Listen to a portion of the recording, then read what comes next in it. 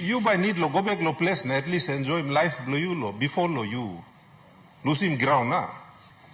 To keep someone in that job until I'm put down na inday lo work now by me panim. While noting that this might be interesting in terms of what we are seeking to achieve, and I acknowledge that some work has been put in by the good minister and his staff in bringing these amendments to the floor. I have a few concerns. Chief amongst those concerns is that if you check the World Health Report on Papua New Guinea, our average life expectancy is around 65.4 years. And we are seeking to make an amendment here that would bring the retirement age of certain office holders to 75 years. In fact, 10 years more than what most average Papua New Guineans expect to live. So I'm worried about the logic behind all of this. For instance, why are we bringing these amendments? I'm aware, for instance, that there are some senior public office holders who are nearing retirement at 65, and they've tried to go and falsify their dates through the registry, and some of those documents, I believe, have come to NEC because they've been leaked in the public domain and we've read them. So I'm a little bit suspicious as to the timing of this particular amendment.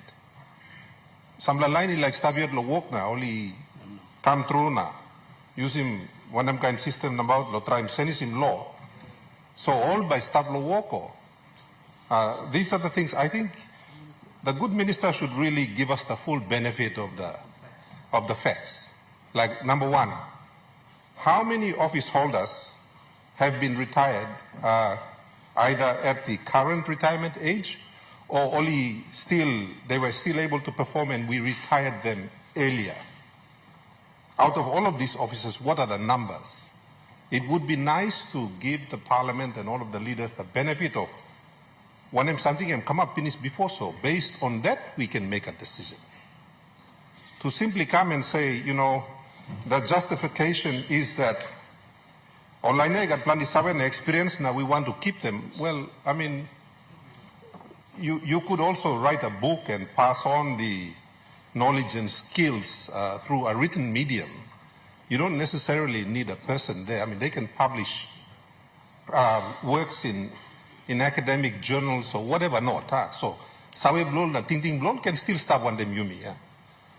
The other thing too is, I think, you know, for many Papua New Guineans who work or supposedly work, at some point, you by need lo go back lo place na at least enjoy life blow you lo before lo you lose him ground na. This seems to me that we are going to legislate to keep someone in that job until I'm put down na inday lo work now by me panim nublake. I mean, because it's going past what our average life expectancy is by more than 10 years. So I don't think any parliament in the world would legislate like this. But I do support the governor for Morobe in that in our judicial system, we perhaps need to look at, like, once we look at our appeals court, for example, that we may need to keep some of our judges for life, you know, looking at some of the other jurisdictions around the world where they keep people like that because their wisdom and opinion is important in shaping future cases in law. But for some of these other, like I see, you know, the good minister hasn't come to the other one yet, but, you know, you've got the NEFC here as well. You know, that's one of my favorite agencies of government, and no offense to some of the great people that have gone through that organization, but suffice to say, we should be very careful that we're not legislating just to protect some individuals who I know, Yumi Plandi Save, they are already past retirement age, and they are hanging on to certain very important constitutional officers, and their own reputations have been called into question. Now, that's like I so I'm just scared of where this is leading, where we might be doing this just look out in one or two individuals.